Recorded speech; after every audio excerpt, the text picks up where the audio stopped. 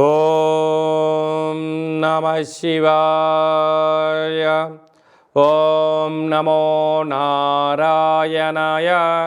ఓం శ్రీ నరదృష్టి నివారణ కాళభైరవాయ నమో నమః.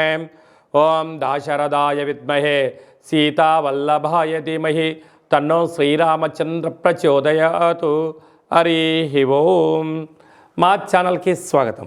చూస్తున్న వీక్షకులకు ప్రేక్షకులకు ప్రియ కాళ భైరవ భగవద్బంధులకి స్వాగతం పలుకుతూ మమ్మల్ని ఎంతగానో ఆదరిస్తూ ఉండబడినటువంటి ప్రియ సోదరీ మణులు అందరికీ కూడా సనాతన ధర్మ వీక్షకులకు సంరక్షకులకు శ్రీరామనవమి పండగ శుభాకాంక్షలు. ద్వాదశ రాశుల్లో గ్రహ గమనాలు ఒకసారి వీక్షింపచేద్దాం. మేషరాశిలో రవి మరియు గురు సంచార స్థితి, కన్యరాశిలో కేతు సంచార స్థితి, కుంభరాశిలో కుజుడు మరియు శని సంచార స్థితి, మీనరాశిలో బుధుడు శుక్రుడు మరియు రాహు సంచార స్థితితో ద్వాదశ రాశుల్లో గ్రహ గమనాలు ఈ విధంగా ఉన్నాయి.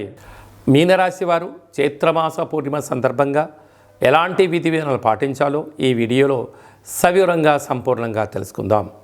మీనరాశిలో ఏ నక్షత్రాలు వస్తాయనగా పూర్వాభాద్ర నక్షత్రంలోని చివరి పదం 4వ పాదము, ఉత్తరాభాద్ర నక్షత్రంలోని 4 పాదాలు, రేవతి నక్షత్రంలోని 4 పాదాలు కలిపితే మీనరాశి. చాలామందికి పుట్టినటువంటి కాల సమయంలో డేటా బర్త్లు లేనటువంటి కారణం వలన పేరు యొక్క మొదటి అక్షరాన్ని అనుసరిస్తూ రాశిని తెలుసుకునే ప్రయత్నం చేద్దాం. ఏ అక్షరాలు అనగా ది, దుమ్, షం, ఝ, ధ, దే, దో, చ, చి అక్షరాల వారందరూ కూడా మీనరాశి జాతకులే. మీనరాశి యొక్క అధిపతి దేవగురు బృహస్పతి. వీరికి రాశిలోనే బుధుడు శుక్రుడు రాహు సంచార స్థితి, 2వ స్థానంలో ధనస్థానంలో రవి మరియు గురు సంచార స్థితి, 7వ స్థానంలో కేతు సంచార స్థితి, వ్యయంలో కుజుడు వ్యయంలో శని సంచార స్థితి, ఒకవైపు ఏలనాడు శని ప్రారబ్ధ సంచార స్థితి, కుజదోష ప్రభావం కారణం వలన మీ జన్మ నక్షత్రం రోజున అష్టమి పూర్ణిమ తిథుల యందున దూర వాయు జల ప్రయాణాలు పెట్టుకోవద్దు.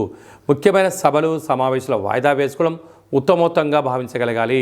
చిన్న చిన్న విషయాలకు ఆందోళన తగదు. పెద్దవారితో కానీ ప్రభుత్వ అధికారులతో మాట్లాడేటప్పుడు ఎంతో వినయం అవసరం చెప్పి గుర్తుపెట్టుకోవాలి. యంత్రాలతో ఆయుధాలతో చాలా జాగ్రత్తగా ఉండి తీరాలి. ట్రాఫిక్ సిగ్నల్స్ని తప్పకుండా పాటించి తీరాలి.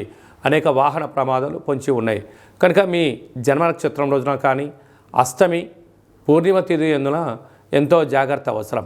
ఇలాంటి కాల సమయంలో నల్లటి నువ్వులను ఒక ఎరుపు రంగు క్లాత్లో కానీ లేదంటే తెలుపు రంగు క్లాత్లో కానీ మూటగట్టి నువ్వుల నూనెతో దీపం వెలిగింపజేసి నవగ్రహాల దేవాలయంలో పెట్టి రాగలిగినట్లయితే మీకు మనశ్శాంతి కలుగుతుందని చెప్పి గమనించాలి. అదే ప్రవహించే నీటిలో వేసినట్లయితే ఆయువృద్ధి కలుగుతుంది. బ్రాహ్మణుడికి దానం చేయగలిగినట్లయితే ఆయుష్ వృద్ధి కలుగుతుందని చెప్పి గమనించాలి. సాఫ్ట్వేర్ ఉద్యోగస్తులు, హార్డ్వేర్ ఉద్యోగస్తులు, గృహ భవన నిర్మాణ కార్యక్రమం చేసేవారు, ఆహార ఉత్పత్తుల వారందరికీ శుచి శుభ్రత చాలా అవసరం అని చెప్పి గుర్తుపెట్టుకోవాలి. అందరికీ శుభం జయం లాభం కలగాలని కోరుకుంటూ ఆశీర్వచనం. శతమానం భవతి శతాయు పురుష సతేంద్రియ ఆయుష్యేవేంద్రియే ప్రతిష్టతి ధనం ధాన్యం బహుపుత్రలాభం శత సంవత్సరం దీర్ఘమాయు.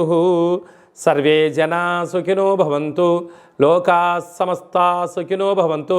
సర్వం కాళభైరవ దేవతార్పణమస్తు. ఈ వీడియో మీకు నచ్చినట్టయితే లైక్ చేయండి, షేర్ చేయండి, మా ఛానల్ని సబ్స్క్రైబ్ చేసుకోండి. మేము చేస్తున్న ఆధ్యాత్మిక వీడియోలు మీకు ముందస్తుగా నోటిఫికేషన్ రావాలి అన్నట్టయితే గంట సింబల్ ప్రెస్ చేయండి, ఆల్ అని బటన్ కూడా తెలియచేయండి. మీరు ఎవరి క్షేమాన్ని అయితే కోరుకుంటున్నారో లేక మీ క్షేమాన్ని ఎవరైతే కోరుకుంటున్నారో వారందరికీ ఈ వీడియోను ఫార్వర్డ్ చేసి భగవంతుడి యొక్క ఆశీస్సులు పొందగలరు.